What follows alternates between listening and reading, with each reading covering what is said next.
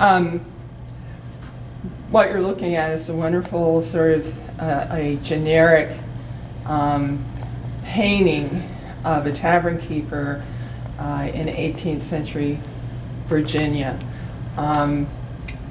So she's obviously come out to greet her guest, and she's very much the business lady. So one of the myths that you're going to be exploding, of course, is that women's place was completely in the home. But even in the home, there are myths to be exploded about that as well. And it's almost too big of a story to cover in 2 minutes. But I urge you to look at the beginning of the timeline. There you will see that when women married, they underwent a sort of civil death. They no longer owned their property, which meant that if they had husbands who were alcoholic or gamblers, what little wealth the family might have had or that the woman brought to the marriage could be very quickly dissipated. That meant also that because she had so few opportunities outside of the home, that she had very few options if she were not in a very good marriage. And there was no such thing as divorce. She had no rights of custody over her children. So she was sort of in a complete limbo if she left her marriage. The only way to resolve unhappy unions was, of course, desertion, or just simply living apart.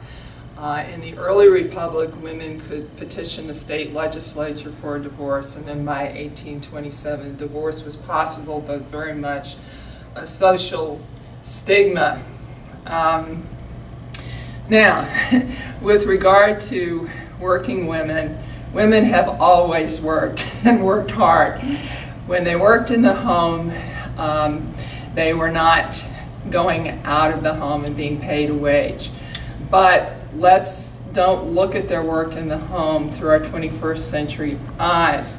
Women's work was very much valued. Women were very important as the anchors of the household. For the rearing of children, and families were typically, of course, larger. She was important for the organization of the household and contributed to the economic wealth of the household. She was in charge of a vegetable garden, even making the cloth for her family's clothing, certainly mending clothing, and many, many other labor-intensive chores. If she were lucky, if she were the middling sort, she might have, the family might have one slave, but that enslaved person might be more working more in the fields. If they were that person, if there were a domestic slave, the housewife would still have a lot of work to do. When we talk about women being tavern keepers, ferry operators, and so forth, we have to remember, and I'm sure you always make this distinction with your guests, that women could own property, but only if they were single and therefore did not have a partner, or if they were widowed. You might mention that when people had partners in those days, they were married. That's right, exactly, thank you. There's my 21st century lens. They were married. So, now, we think of getting out, we think of work satisfaction and fulfilling ourselves. When women were widowed, often they went out to a job because they had to work to support their families. It wasn't a matter of am I going to be fulfilled or whatever. It was a matter of there was a much more fragile social safety net than we have today. You had families, you had neighbors that might help out, you had the church, but you could really be in a pretty rough place if you didn't get out and work. So someone like Clementina Rhine, who began publishing the Virginia Gazette in Williamsburg after her husband died, she took over the Virginia Gazette. She probably, these are some of the loopholes in society. She probably knew enough about the newspaper business by the time she took it over after her husband died, that she could step right in and begin publishing, just as Christina Campbell, who had the Christina Campbell's Tavern in Williamsburg, took over after her husband died. And then these women began to feel empowered because they were in charge of their own businesses and their own property. Well, what would happen if they got married again? They would lose that empowerment. Their husbands who would then, Christina Campbell, who was running a successful tavern, we have receipts signed by her to George Washington and so forth, was running a kind of a pretty flourishing tavern near the Capitol. So I'm going to let Wyth tell the story of Clementina Rhine, but that's a story that you may want to use in your tour, because it lends a sort of a humanity and a humor and brings these women alive. I just wanted to say something else about continuities, because you're going to draw distinctions between women in the earliest period and women, say, of the 19th or 20th century. The family has always been considered sort of the cornerstone of stability in American society. It's the family that rears our citizens, our next generation of citizens.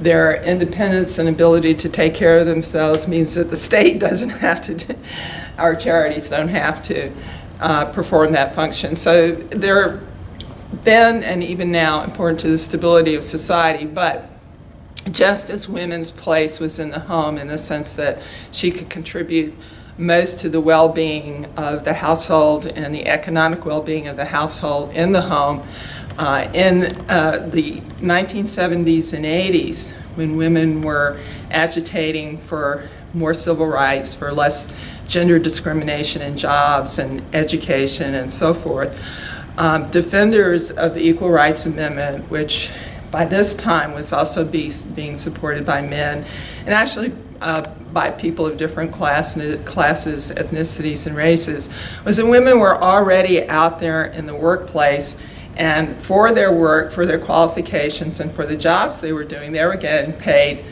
and still are today, getting paid less for the same job that men were performing. An average of 3/5 of what men get. Yeah. So, and it was even, the discrimination was even worse in the 70s and 80s than it is today. So the argument then became that actually the Equal Rights Amendment and the whole push for for eliminating discrimination against women in the workplace was that women were actually contributing to the family welfare and the stability of the middle class family if they were being paid equitably for the work they did. So you see some continuities as well as differences there. There's only one other kind of theme that has been important to me, and if you read a history by Sarah Evans called Born for Liberty, it's a wonderful women's history book. I really encourage looking at that. It's extremely readable. The idea of women's participation in civic life.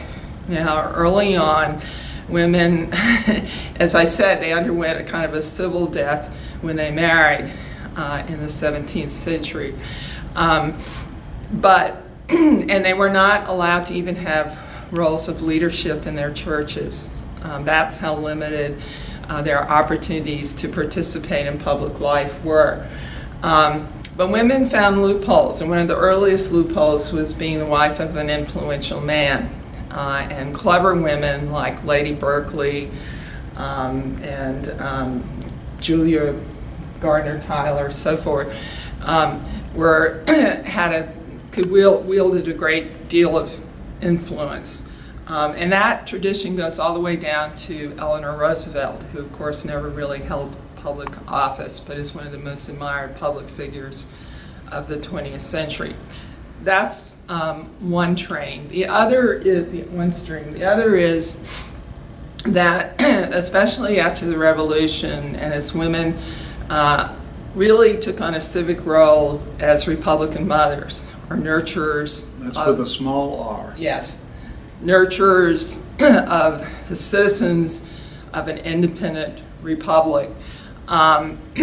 They used their capital as virtuous women, as nurturers, to begin stepping out into the public sphere as reformers. And women really transformed civic life in America in the 19th and 20th century through their, even before they got the right to vote in 1920, through their reform associations, benevolent societies, and so forth. So as you go through the timeline, you may want to look at that and look at how early that begins happening.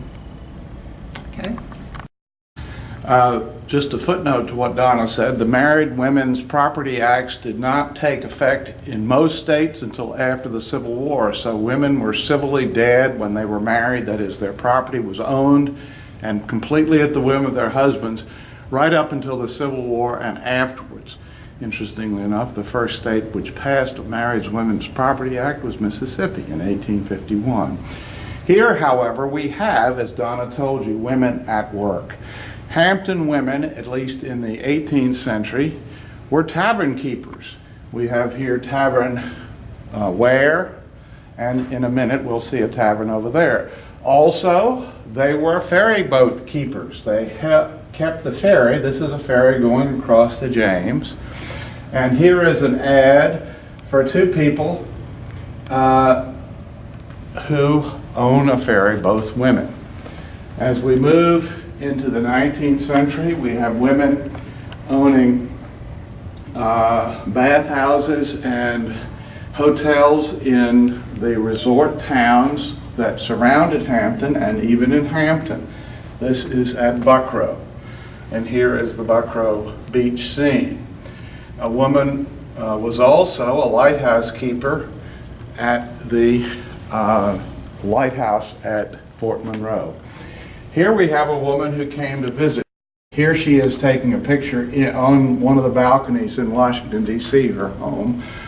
But she came and was hired by Hampton Institute to take pictures there in 1899 and 1900.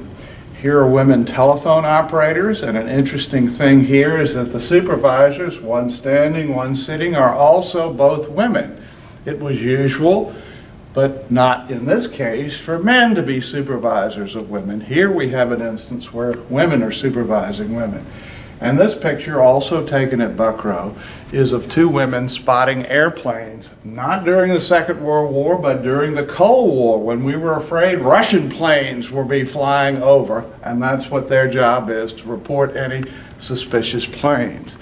Last but not least, the tavern scene that Donna started with, I just want to point out that the tavern is behind us off the picture to the right.